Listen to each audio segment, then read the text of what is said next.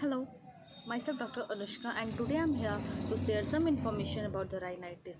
So irritation and inflammation of mucous membrane is called rhinitis.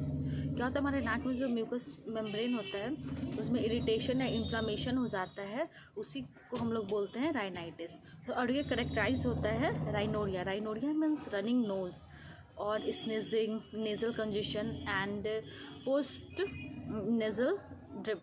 Post nasal drip कहने का sense है कि inflammation की वजह से म्यूकस मेम्ब्रेन जो है उसको बहुत ज़्यादा ड्रेनेज होने लगता है, इस कारण से वो बैक फ्लो होने लगता है। बैक फ्लो मीन्स उसको नेजोफेरिंग से होना चाहिए था लेकिन वो ना होके वो ओरोफेरिंग से होने लगता है।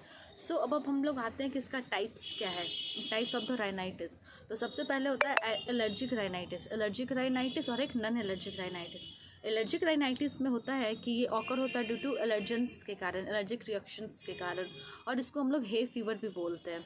और इसका जैसे हो गया डस्ट हो गया, डैंडर हो गया, पॉलेंस हो गया। पॉलेंस में जैसे ये ट्रीज, ग्रास एक्सेट्रा, और डैंडर बोलने का मतलब है इसी के हेयर, फेदर, ये और फर वगैरह, ये सब से बहुत तो हम लोग को सुनने को मिलता है। बहुत लोग बोलते हैं कि हमें ये चीज़ से एलर्जी है, हमें डस्ट से एलर्जी है, और किसी लोग को तो खास फूड से भी एलर्जी होता है।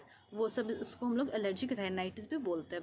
अब हम लोग आते हैं इसके पैथोफिजियोलॉजी में। पैथोफिजियोलॉजी क्या है? तो हमारे बॉडी में पहले से बहुत सारे एंटीजन रहते हैं जो प्रोटेक्ट करते हैं कोई भी इन्फेक्शन से, जैसे IgA, IgG, IgE, IgM and IgD। तो ये एलर्जिक रिएक्शंस के लिए IgE जो होता है वो रिस्पॉन्सिबल होता है। तो क्या होता है हमारे बॉडी में एलर्जन से कांटेक्ट होता है तो वो जाके अटैच हो जाता है IgE से। तो IgE कहाँ रहता है? तो जो मास्ट सेल होता है उस पर IgE जो होता है उसके सरफेस पे रहता है, मास्ट सेल के सरफेस पे रहता है IgE, उसी से जाके अटैच हो जाता है जो एलर्जेंस। उसके कारण से क्या होता है कि मास्ट सेल जो है वो एक्टिवेट हो जाता है, स्टिमुलेट हो जाता है, और एक रिएक्शन होता है जिसको बोलते हैं एंटीबॉडी एंटीजन रिएक्शन या एंटीजन एंटीबॉडी रिएक्शन, जिसके कारण से क्या होता है रिलीज होता है केमिकल सब्सटेंस या केमिकल मेडिकेटर, जैसे सेरोटीन हो गया, हिस्टामिन, ये सब। इसी के कारण से क्या होता है ये स्नीजिंग होता है, रनिंग नोज, वाटरी आइज और स्वेलिंग एक्सेट्रा। एंड सेकेंड होता है non allergic reaction. Non allergic reaction होता है वो कोई भी इन्फेक्शन के कारण होता है, जैसे एडिनो वायरस हो गया, और फिर कोरोना वायरस हो गया, राइनो वायरस हो गया एक्सेट्रा। अब इसको हम लोग कॉमन कोल्ड भी बोलते हैं। एक होता है जस्टेशरी राइनाइटिस। इसमें क्या होता है कि कोई भी पर्टिकुलर फूड से या फिर स्पाइसी फूड से, ये सब से एलर्जी होता है, उसी को हम लोग बोलते हैं जस्टेशरी राइनाइटिस। ठीक है, अब आते हैं इसके साइन में क्या होगा? Sneezing, running nose, nasal congestion और itching, watery eyes, nasal congestion, sore throat वगैरह। तो हम लोग अब इसको डायग्नोसिस कैसे करेंगे? तो सबसे पहले हम लोग हिस्ट्री लेते हैं पेशेंट का, और उसके बाद हम लोग फिजिकल एग्जामिनेशन करते हैं, और फिजिकल एग्जामिनेशन के बाद हम लोग एलर्जी की स्क्रीन टेस्ट करते हैं, जिसमें पता चलता है किस चीज़ से जो पर्सन है वो किस चीज़ से उसको एलर्जी है। अब हम लोग आते हैं इसके मेडिकेशन में। तो ऐसे बहुत सारे मेडिसिन है होम्योपैथिक में जो राइनाइटिस में बहुत ही अच्छे वर्क करते हैं। तो जैसे हो गया ये सल्फर हो गया, कैलकेरिया, कार्बसोराइनम, आर्सेनिक, ये एलियम सेपा एक्सेट्रा। और जो पर्सन आता है हम लोग उसको साइन एंड सिम्टम्स देख के उसके according medicine, simulating medicine prescribe करते हैं, और ये राइनाइटिस में बहुत ही अच्छा वर्क करता है और पेशेंट जो है वो क्योर हो जाता है। तो thank you. Hello, myself Dr. Anushka and today I'm here to share some information about the rhinitis. So irritation and inflammation of mucous membrane is called rhinitis.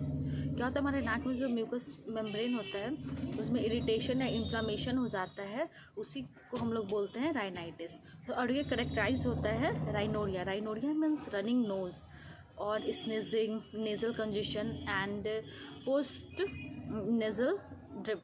Post nasal drip कहने का sense है कि inflammation की वजह से mucus membrane जो है उसको बहुत ज़्यादा ड्रेनेज होने लगता है, इस कारण से वो बैक फ्लो होने लगता है। बैक फ्लो मीन्स उसको नेजोफेरिंग से होना चाहिए था लेकिन वो ना होके वो ओरोफेरिंग से होने लगता है। सो अब हम लोग आते हैं कि इसका टाइप्स क्या है, टाइप्स ऑफ द राइनाइटिस। तो सबसे पहले होता है एलर्जिक राइनाइटिस। एलर्जिक राइनाइटिस और एक non allergic rhinitis. Allergic rhinitis में होता है कि ये ऑकर होता है ड्यू टू एलर्जेंस के कारण, एलर्जिक रिएक्शंस के कारण, और इसको हम लोग हे फीवर भी बोलते हैं।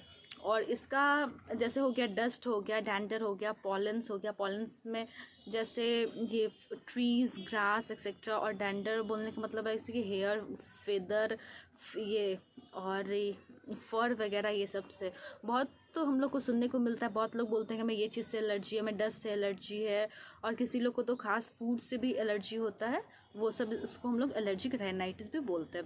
अब हम लोग आते हैं इसके पैथोफिजियोलॉजी में। पैथोफिजियोलॉजी क्या है?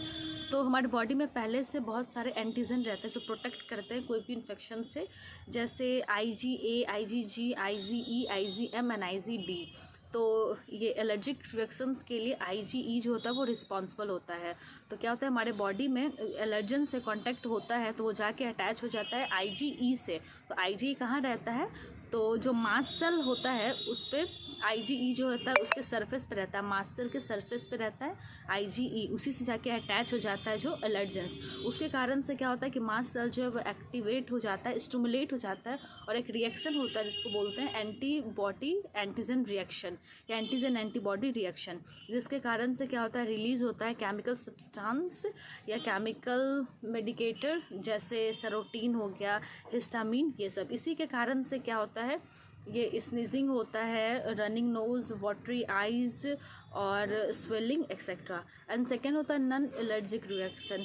नॉन एलर्जिक रिएक्शन होता है वो कोई भी इन्फेक्शन के कारण होता है, जैसे एडिनो वायरस हो गया, और फिर कोरोना वायरस हो गया, राइनो वायरस हो गया एक्सेट्रा।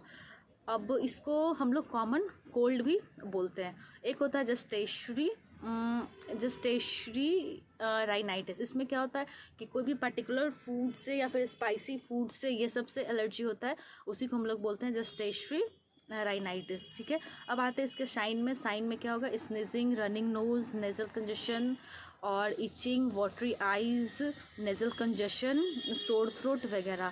तो हम लोग अब इसको डायग्नोसिस कैसे करेंगे? तो सबसे पहले हम लोग हिस्ट्री लेते हैं पेशेंट का, और उसके बाद हम लोग फिजिकल एग्जामिनेशन करते हैं, और फिजिकल एग्जामिनेशन के बाद हम लोग एलर्जी की स्क्रीन टेस्ट करते हैं, जिसमें पता चलता है किस चीज़ से जो पर्सन है वो किस चीज़ से उसको एलर्जी है। अब हम लोग आते हैं इसके मेडिकेशन में। तो ऐसे बहुत सारे मेडिसिन है होम्योपैथिक में जो राइनाइटिस में बहुत ही अच्छे वर्क करते हैं। तो जैसे हो गया ये सल्फर हो गया, कैलकेरिया, कार्बसोराइनम, आर्सेनिक, ये एलियम सेपा एक्सेट्रा। और जो पर्सन आता है हम लोग उसको साइन एंड सिम्टम्स देख के उसके according medicine, simulating medicine prescribe करते हैं, और ये राइनाइटिस में बहुत ही अच्छा वर्क करता है, और पेशेंट जो है वो क्योर हो जाता है। तो थैंक यू।